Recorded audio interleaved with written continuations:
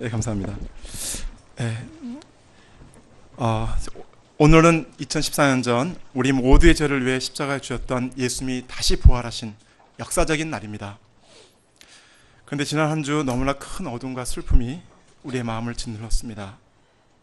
사실 이 안산 단원고등학교는 저희 안산병원에서 한 10분이면 한 5분이면 가는 거리에 있는 학교입니다. 사실은 그 아이들, 많은 아이들 중에서 지하철 가면서 오가면서 보지 않았을까 생각이 많이 들어요. 근데 실제로 지금 병원에서 오가는 그 구조된 아이들을 보면서 또 장례식장에 누워있을 아이들, 그리고 지금 배 안에 갇혀 있는 그 아이들을 생각하면 저희 마음이 많이 미어지는 듯 했습니다.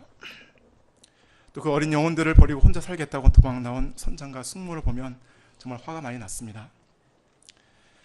그러나 예수님은 오늘 원수를 사랑하라고 하십니다. 하늘 아버지의 온전하신 것 같이 너희도 온전하라고 하십니다. 사실 저는 이 자리에 설 수 없는 자입니다. 도저히 그렇게 할 수 없기 때문입니다. 그러나 믿음으로 섰습니다. 다만 주님께서 저와 여러분의 마음에 정말 하나님께서 원하시는 것이 무엇인지 이 시간 깨닫게 해주시기를 간절히 기도합니다. 제가 기도하겠습니다. 은혜와 사랑이 충만하신 하나님 아버지, 부활의 아침 생명의 주 예수님을 허락해 주셔서 진심으로 감사합니다. 이 시간 오직 이 예수님만을 바라보며 나와왔습니다. 오직 주의 은혜와 긍휼만을 또 구하오니 다만 불쌍히 여기시고 이 시간 저에게 주의 말씀을 허락하여 주시옵소서. 감사합니다. 예수 그리스도 이름으로 기도드렸습니다.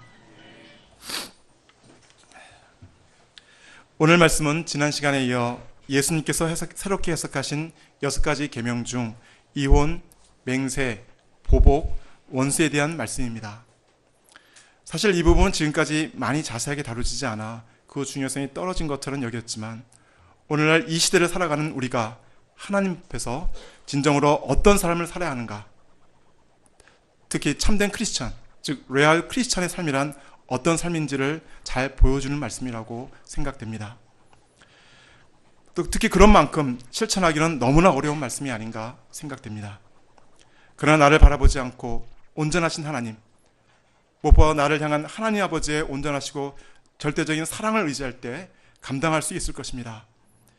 이 시간 너희 아버지의 온전하신 것 같이 너희도 온전하라 말씀하시는 예수님 앞에 다만 믿음으로 나아가는 시간이 될 수 있기를 기도합니다.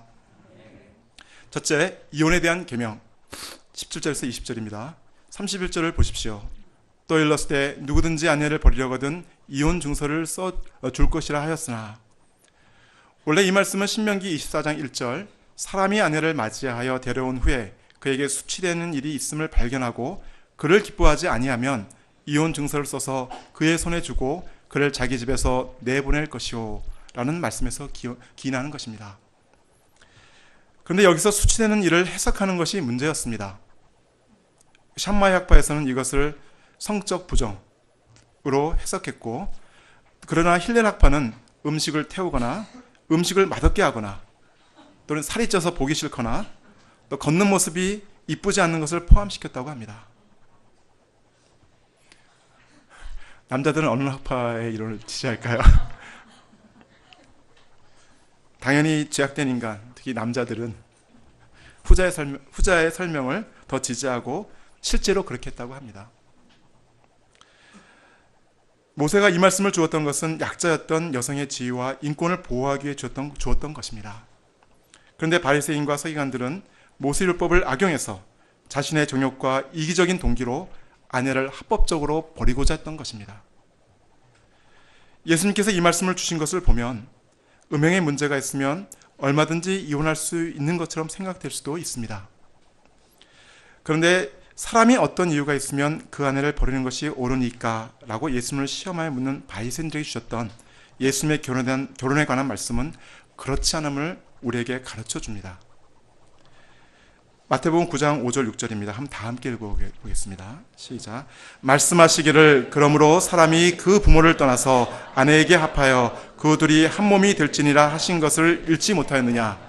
그런즉 이제 둘이 아니요 한 몸이니 그러므로 하나님이 짝지어 주신 것을 사람이 나누지 못할지니라 하시니.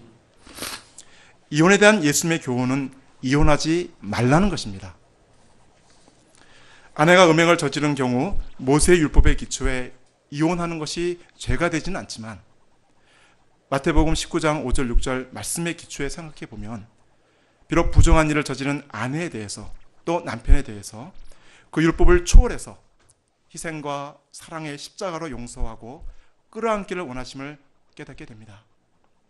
즉 모세의 율법을 부정하지 않으면서도 차원을 높여서 하나님이 세우신 가정을 깨지 말도록 가르쳐 주신 것입니다. 왜냐하면 하나님께서 먼저 이런 마음으로 우리를 용서하시고 사랑하시고 구원해 주셨기 때문입니다. 구약에 보면 우리에 대한 하나님의 마음이 호세아와 그의 아내 고멜을 통해 잘 나타나 있습니다.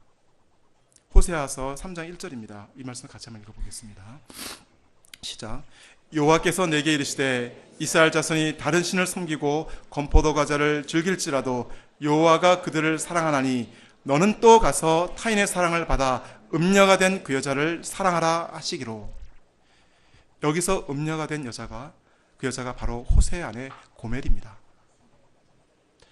그런데도 하나님은 호세아에게 그녀를 사랑하라고 또 돈을 지불하고서라도 그녀를 데려오도록 하셨습니다.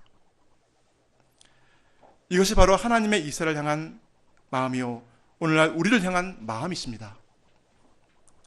3세기 대교부요 히포에 죽였던 성 어거스틴은 그리스도의 십자가 사랑을 체험한 참 그리스도인이라면 음행한 아내까지도 용서할 수 있다라고 했습니다. 사실 오늘날 이혼은 이 시대의 심각한 문제가 아닐 수 없습니다. 2014년 1월 인구 동향 결과에 따르면 1월 혼인 건수는 28,800건, 또 전년 동월 대비해 400건 감소했지만 같은 기간 이혼 건수는 9,400건으로 작년 동월 대비 400건 증가했다고 합니다. 또 요즘 우리나라 심각하게 문제된 것이 황혼 이혼이 굉장히 가파르게 증가하고 있고, 또 2012년 OECD 회원국 가운데 이혼 부부 11만 4,300쌍으로 이혼율 1위를 차지하기도 했다고 합니다. 그런데 이런 이혼으로 인한 상처와 아픔은 매우 심각합니다. 결혼은 합하여 둘이 한 몸을 이룰지로다 하신 하나님의 말씀과 같이 이혼은 결혼을 통해 악교풀을 붙인 것 같이 하나가 되었다가 서로 떼어내는 것이기 때문입니다. 이로 인해 부부간에 심각한 상처를 입게 되고 무엇보다 자녀들의 아픔과 고통은 이루 말할 수 없습니다. 실제로 초등학교에서 불안정하고 공격적이며 절제하지 못하는 문제 아동의 대부분은 가정 불화나 결손 가정과 같은 가정에 아픔이 있는 아이들이라고 합니다. 그러면 오늘날 많은 사람들이 이혼하는 이유는 무엇입니까? 약간의 통계 출처에 따라 다르지만 이혼율 1, 2를 달리는 미국의 경우 첫째는 소통의 부재라고 합니다. 나와줘야 되는데 지금.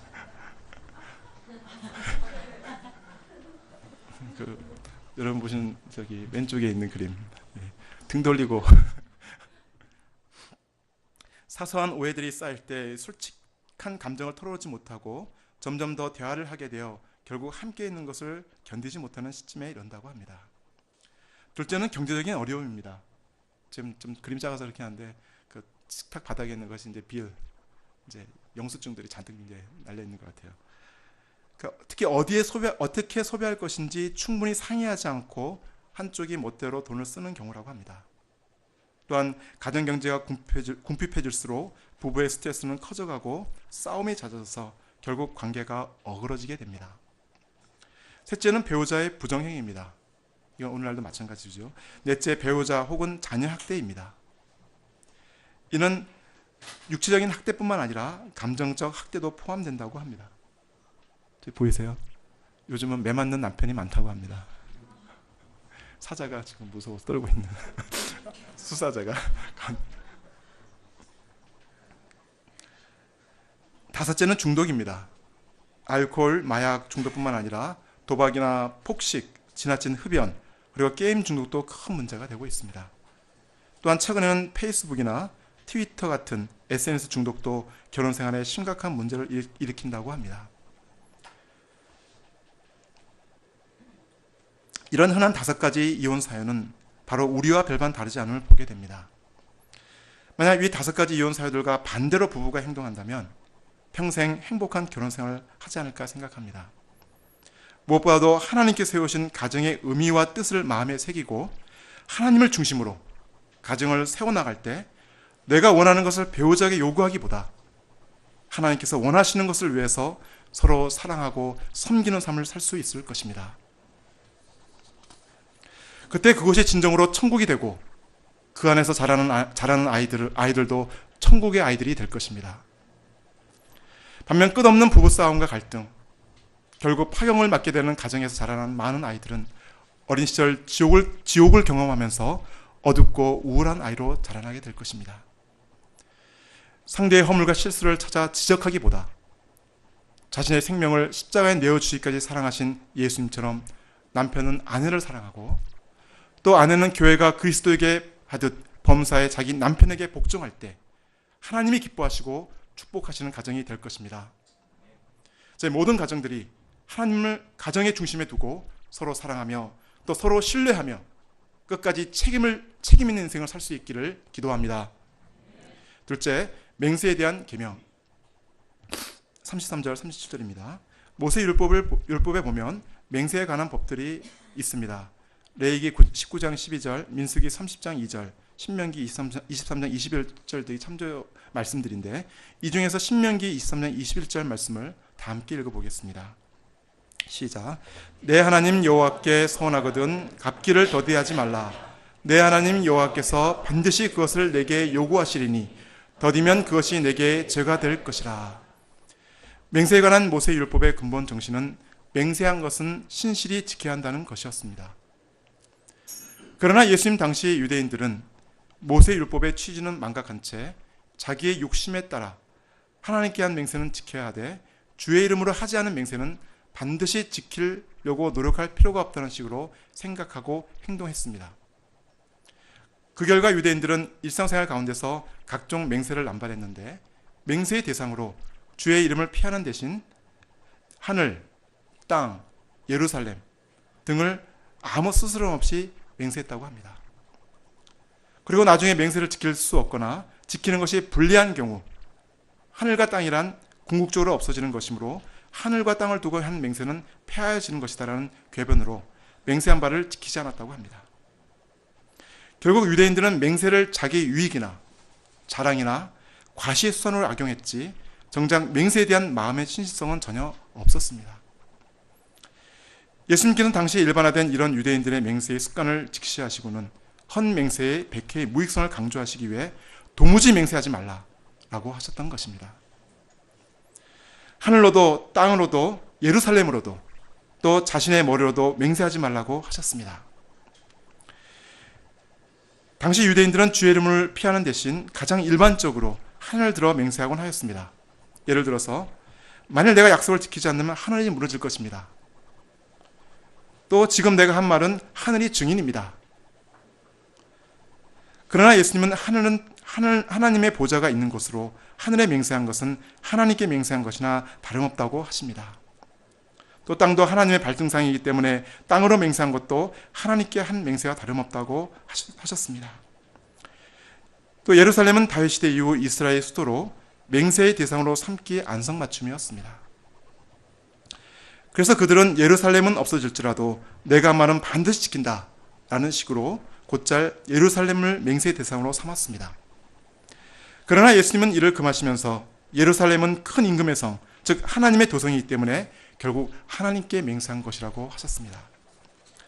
머리도 말라는 말씀은 유대인들은 자기의 머리, 즉 생명을 자기 뜻대로 주관하는 줄 착각하고 맹세했지만 머리는 고사하고 머리카락 하늘조차도 마음대로 희게 하거나 검게 할 수 없는 것이 인간입니다. 따라서 그 맹세 속에는 이미 자신 한계를 넘는 허위와 과정이 포함되어 있습니다. 그렇다면 하늘이나 땅이나 예루살렘이나 머리가 아닌 다른 것을 맹세하면 괜찮다는 말입니까? 괜찮을까요? 이 볼펜으로 맹세하면 물론 그렇지 않습니다. 문제는 맹세자의 마음입니다. 모든 맹세는 마음으로부터 솟아나 입을 통해 나오는 것이기 때문입니다. 따라서 중요한 것은 맹세의 대상이 아니라 맹세자의 신실한 마음인 것입니다. 사실 신실한 마음의 소유자는 굳이 온갖 것을 들어가면서 화려한 수식어를 사용하지 않습니다. 오히려 문제의 핵심을 정확히 파악한 후 옳다, 아니다 라고 분명하게 대답할 것입니다. 감언이설이라는 사자성어가 있습니다. 남의 비유에 맞도록 꾸민 달콤한 말과 이로운 조건을 붙여 꿰는 말이라는 뜻입니다. 보통 정직하지 못하고 자신의 목적을 위해 상대를 이용하고자 할 때 말에 기름을 발라 뻔질하게 스스럼없이 쉽게 맹세하기 쉽습니다.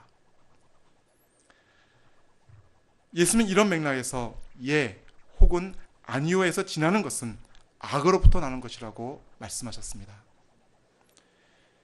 그러므로 믿는 자들은 습관적인 맹세의 삶을 살아서는 안 됩니다.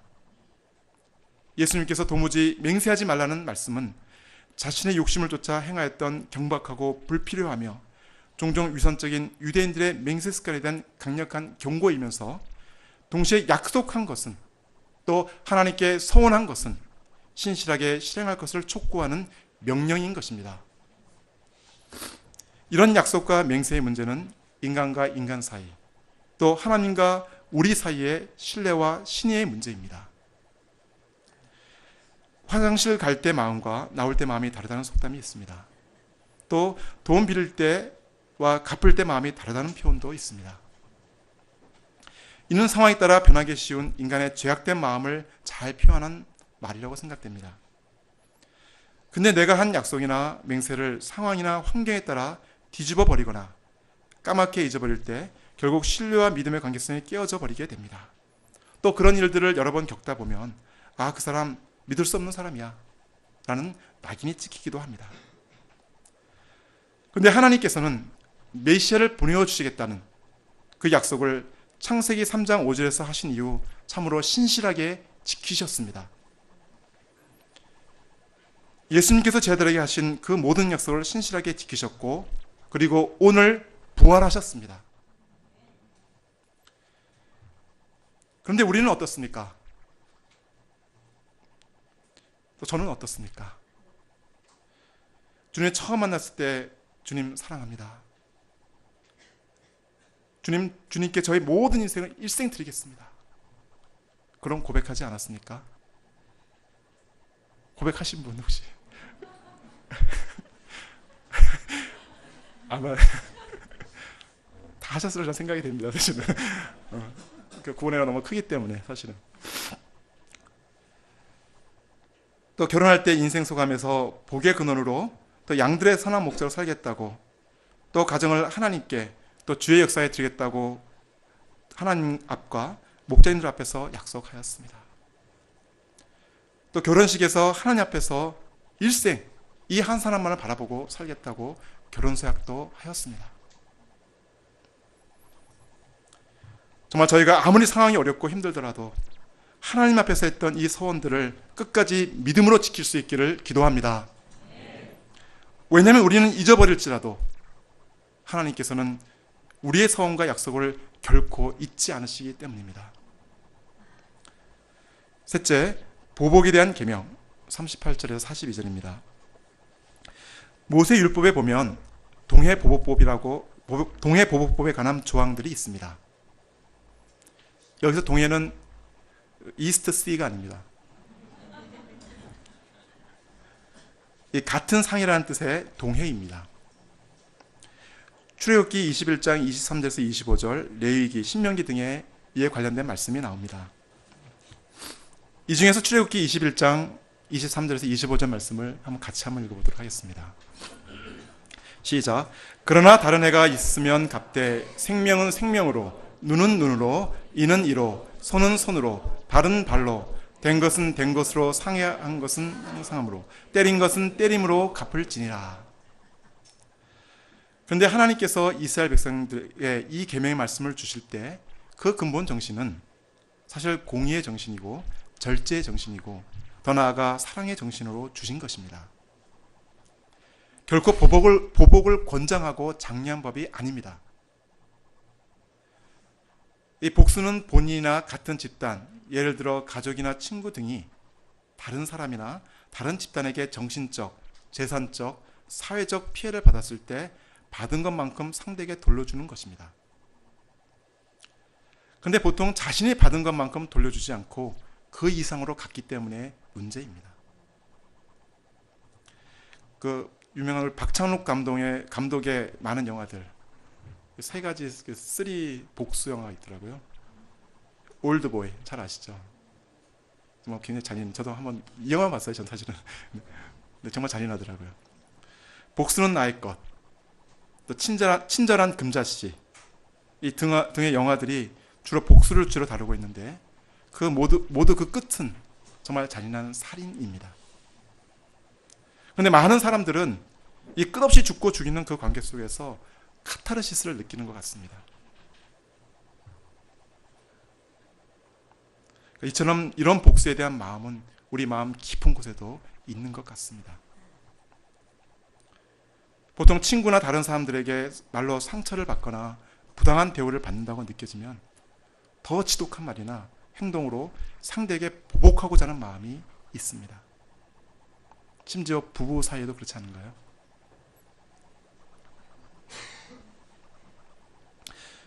모세율법은 최대한 자신이 해당한 것 이상은 상대방에게 더 보복하지 말 것을 규정하고 있습니다. 그렇게 함으로써 사회 공의도 세우고 절제의 미덕도 키우고 나아가 용서하는 마음까지 일어나도록 유도했던 것입니다. 이런 정신은 모세오경의 다른 부분에서 분명하게 나타납니다. 여러 번 읽었던 말씀인데 레위기 19장 18절입니다. 원수를 갚지 말며 동포를 원망하지 말며 내 이웃 사랑하기를 내 자신과 같이 사랑하라. 나는 여호와니라. 그러면 율법의 완성자여 성취자이신 예수님은 이에 대해 무엇이라고 말씀하십니까? 39절에서 42절 말씀을 보면 예수님은 내가 받은 상처에 대해 보복 대신 관용과 아량과 사랑을 베풀 것을 강조하셨습니다.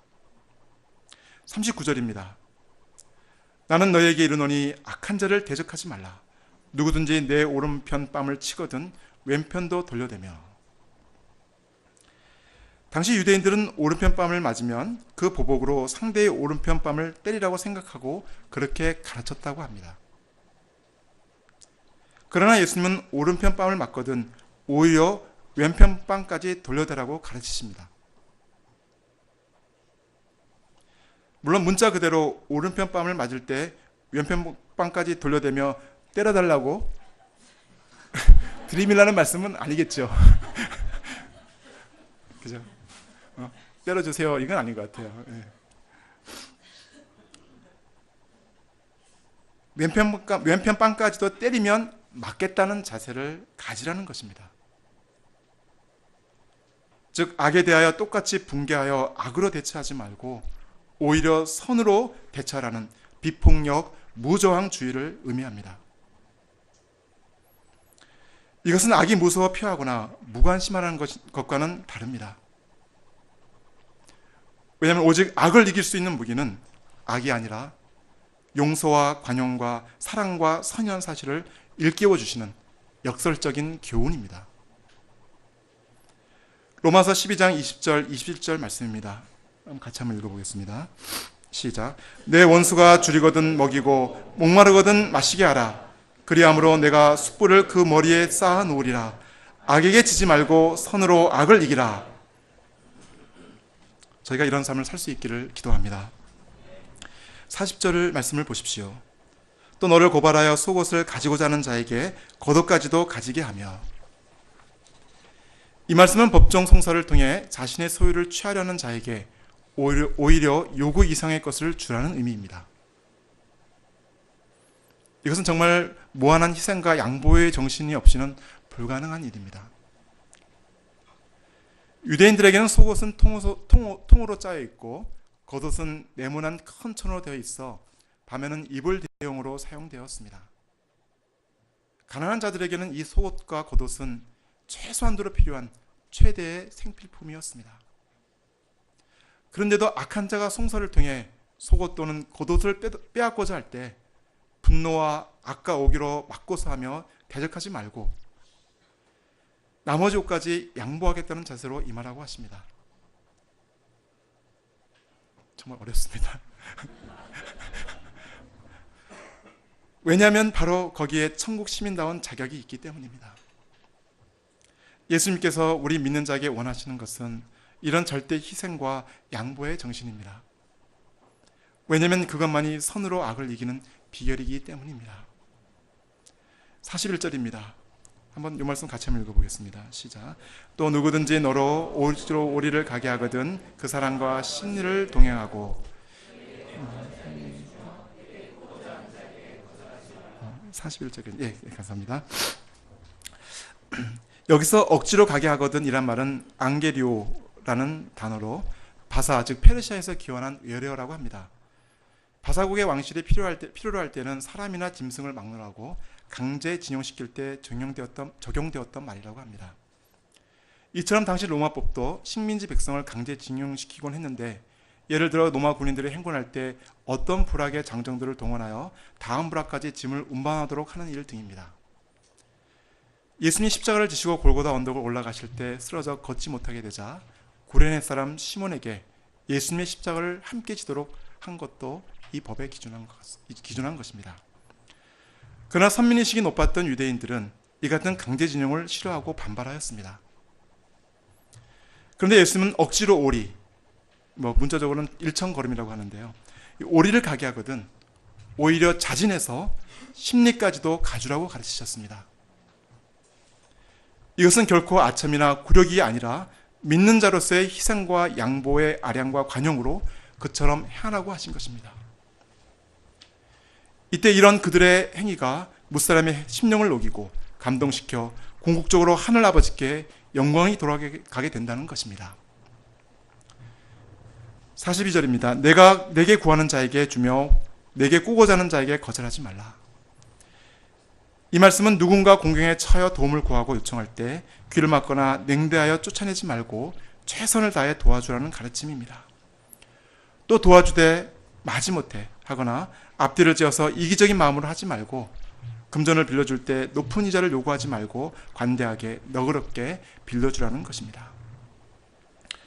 이것은 내 이웃을 내 몸과 같이 사랑하는 정신으로 그들의 어려움과 문제를 나의 것인 양 알고 도와주고 베풀고 꾸어주라는 것입니다. 왜냐하면 모든 성도는 모든 것을 하나님께로부터 거저받아 누리는 자들이기 때문입니다. 근데 이 말씀을 이렇게 묵상하다 보면 사실 여기 계신 모든 분들이 날마다 삶 속에서 부딪히는 말씀이 아닐까 생각됩니다. 그런데 이 말씀을 살려고 하면 억울하고 손해보는 것 같지 않습니까? 그 마음 한구석에서 아니 왜 내가 먼저 이렇게 해? 꼭 이렇게 해야만 하는 거야? 라는 생각들이 꼬리에 꼬리를 물고 일어납니다. 그런데 예수님은 이렇게 행하라고 명령하십니다. 그리고 예수님 자신이 이 말씀대로 사셨습니다. 벌레만도 못한 나를 위해 십자가를 지신 예수님의 사랑과 섬김의 삶이 바로 이 말씀이었습니다. 예수님은 도무지 행할 수 없는 것을 그저 원론적으로 그랬으면 좋지 않겠니? 라고 하지 않으시고 분명하게 매일의 삶 속에서 행하라고 말씀하셨고 몸소 본을 보이셨습니다.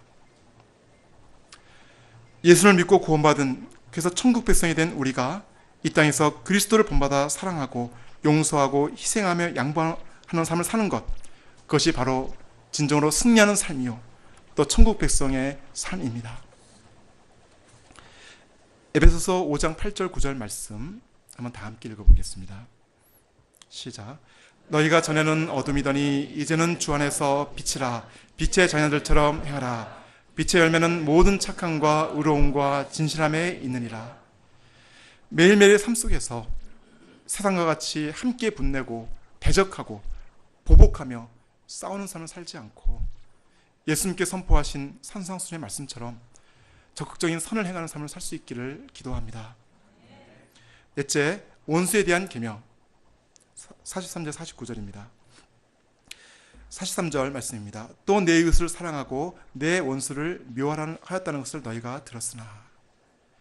이 말씀에서 이웃을 사랑하라는 말씀은 아까 읽었던 레위기 19장 18절 말씀의 인용입니다. 그런데 내 원수를 미워하라는 말은 구약 율법에 직접적으로 나타나 있지 않습니다. 그와 비슷한 사상이 구약성경 신명기 7장 2절의 4절, 또 23장 3절, 레위기 20장 7절에 있지만 본래 그 말씀의 취지는 하나님을 대적하는 당시 이방 지역인 가나안의 우상 문화와 우상 숭배자들을 철저히 배격하고 물리치라고 줬던 말씀이었습니다. 한번 그 신명기 7장 2절의 4절 말씀을 한번 같이 한번 읽어볼까요? 시작. 내 하나님 여호와께서 그들을 내게 넘겨 내게 치게 하시리니 그때 너는 그들을 진멸할 것이라.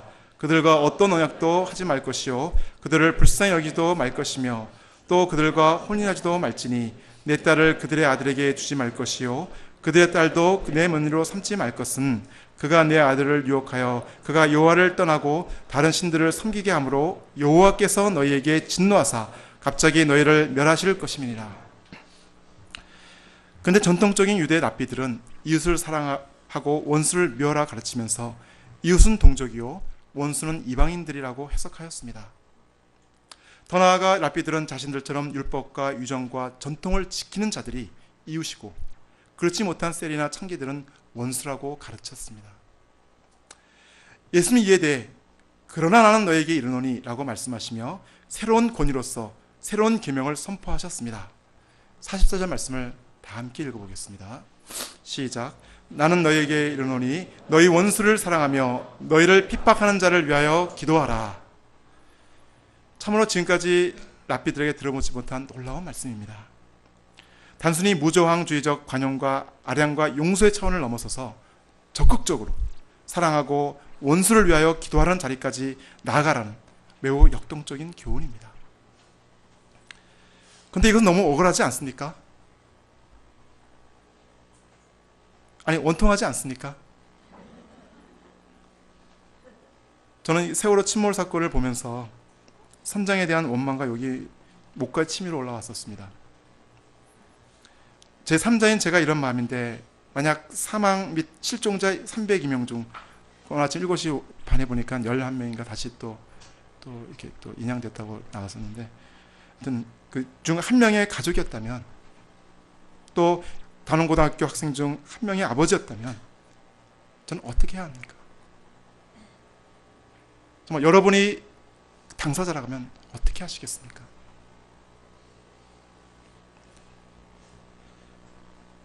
근데 예수님은 우리에게 그런 자도 사랑하고 그를 위해 기도하라고 명령하십니다.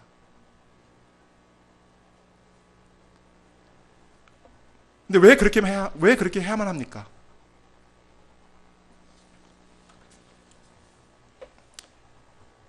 첫 번째, 원수를 사랑할 때 하늘 아버지의 아들로 인정받기 때문입니다. 45절을 보십시오. 이같이 간즉 하늘에 계신 너희 아버지의 아들이 되리니 너는 하나님이 그 해를 악인과 선인에게 비추시며 비를 의로운 자와 불의한 자에게 내려주심이라. 아들은 아버지의 성품을 닦게 됩니다. 그래서 종종 우리는 그 아버지의 그 아들이라 말하기도 합니다. 우리 원재 목사님 아들이 그런 것 같아요. 누나들을 참 좋아한다고 합니다. 모르겠어요. 그 이전에 어떤 사람인지 모르겠는데 누나들을 참 좋아한다고 해요. 이렇게.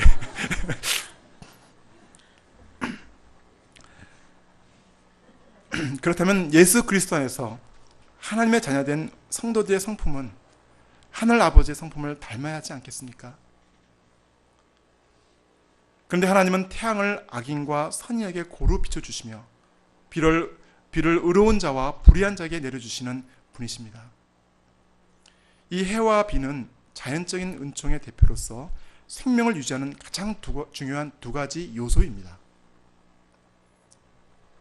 이와 같이 하나님은 선인과 의로운 자뿐만 아니라 악인과 불의한 자에게도 자연적인 은총을 아낌없이 베풀어 주시는 보편적 사랑을 나타내십니다. 이것을 신학적으로 이제 일반 은총이라고 이제 이야기하는데요. 그런데 하나님께서 이렇게 하신 이유는 악인들도 하나님의 그 은총을 체험하고 회개함으로 돌이켜 탕자처럼 돌아오길 바라시기 때문입니다. 비록 그가 나에게는 원수일지 모르지만 하나님에게는 그도 구원받아야 할 불쌍한 한 영혼이기 때문입니다. 우리가 이 하나님 아버지의 마음을 알 때 나의 좁아 터진 마음을 찢을 수가 있습니다. 또 이때 하나님의 아들로 자라가고 인정받게 됩니다. 두 번째로 사랑할 만한 자들만 사랑하면 아무런 상이 없기 때문입니다. 46절, 47절을 보십시오. 이 말씀 같이 한번 읽어보겠습니다. 시작. 너희가 너희를 사랑하는 자를 사랑하면 무슨 상이 있으리요? 세리도 이같이 아니하느냐? 또 너희가 너희 형제에게만 무난하면 남보다 더한 것이 무엇이냐? 이방인들도 이같이 아니하느냐? 지난주 말씀에서 천국에 들어가고자 하는 자, 그리고 천국에서 상급을 받고자 하는 자는 서기관과 바리새인보다 더 나아야 한다고 예수님은 말씀하셨습니다. 그런데 서기관과 바리새인들은 이웃은 사랑하되 원수는 미워하라고 가르쳤습니다. 또한 이들은 이웃을 혈통적으로 아브라함과 이삭과 야곱의 후손이면서 자신들처럼 율법과 전통을 지키는 자들에게만 국한하였습니다. 이방인들, 또 동족이지만 세리나 창기들은 원수 취급하고 그들과 상종하지도 않았습니다. 그들 사이의 벽은 너무나 높아 도저히 넘어갈 수 없는 것 같습니다. 그런데 예수님은 정녕 천국에 들어가기를 원하느냐? 또 천국에서 상 받기를 원하느냐? 그렇다면 내 마음의 벽을 깨고 울타리를 헐어 원수까지 사랑하라 라고 말씀하십니다. 그리고 오직 사랑할 만한 사람만 사랑하면 서기관이나 바리새인보다 나을 것이 없고 또 멸시하고 배척했던 세리나 이방인들보다 전혀 다를 것이 없다고 하십니다. 세 번째로 하늘아버지의 온전하심과 같이 온전함에까지 나아가야 하기 때문입니다. 48절을 보십시오. 이 말씀 다시 한번 다 함께 읽어보겠습니다. 시작.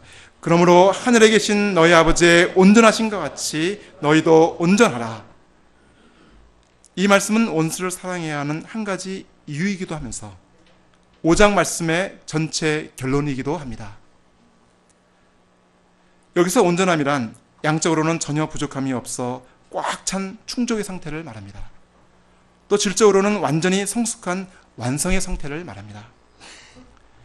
그런데 연약한 육신을 입고 있는 인간으로서는 이 땅에 두 발을 디디고 살고 있는 동안에 하나님의 온전하심과 같은 온전함에까지 이를 수 없습니다. 그런데도 예수님은 우리에게 하늘 아버지의 온전하심과 같은 온전함에 이르라고 명령하십니다. 그런데 이 명령은 비단 예수님만 말씀하신 것은 아닙니다. 레위기 11장 45절, 19장 2절, 또 신명기 18장 13절 말씀을 보면 이 중에서 한번 11장 45절 말씀을 함께 읽어보겠습니다. 시작. 나는 너희의 하나님이 되려고 너희를 애굽 땅에서 인도해낸 여호와라. 내가 거룩하니 너희도 거룩할지니라. 그런즉 아버지의 온전함은 아들된 모든 성도들의 표대인 것입니다. 모든 믿음의 선진들이 이 표대를 향해 달려나갔습니다. 사도 바울도 이 표대를 향하여 그리스도 예수 안에서 하나님이 위에서 부르신 부름의 상을 위하여 달려간다고 하였습니다. 하나님의 온전함을 표대로 삼을 때 우리는 이웃사랑의 적당한 순종의 자리에 머물지 않고 원수사랑의 자리에, 적극적인 자리에까지 나아갈 수 있습니다. 사실 돌이켜보면 바로 내가 하나님께로부터 이 원수사랑의 은혜를 받은 자입니다.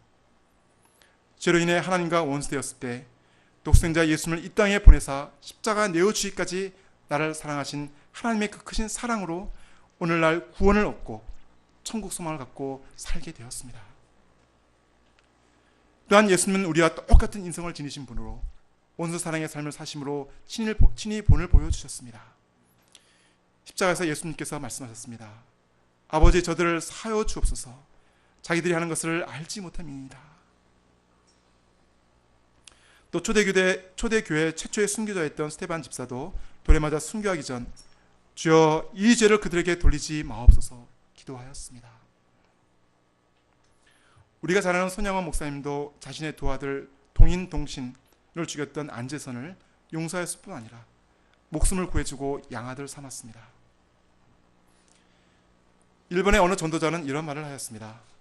내 원수가 내게 미움의 권총을 쏘면 너는 사랑의 대포로 쏴라. 또 내 원수가 내게 증오의 독전을 주면 너는 사랑의 홍수로 퍼부어라.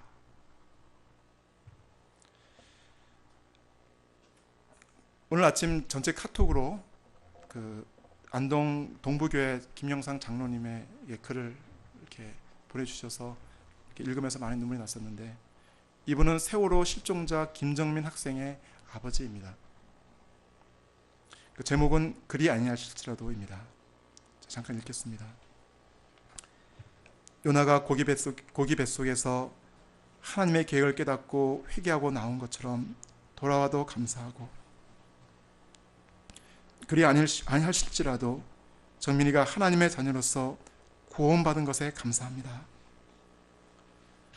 이번 일로 통하여 하나님의 모든 백성들이 생사하복의 주권이 하나님께 있음을 항상 고백하고, 우리의 생명이 영원하지 않음을 인식하고 잠시 있다가는 나그네 인생, 하나님의 계획 속에서 말씀과 기도의 현장, 오직 예수 그리스도, 오직 복음으로, 오직 전도자의 삶을 살기를 기도합니다. 모두들 기도해 주셔서 감사합니다. 라는 글입니다.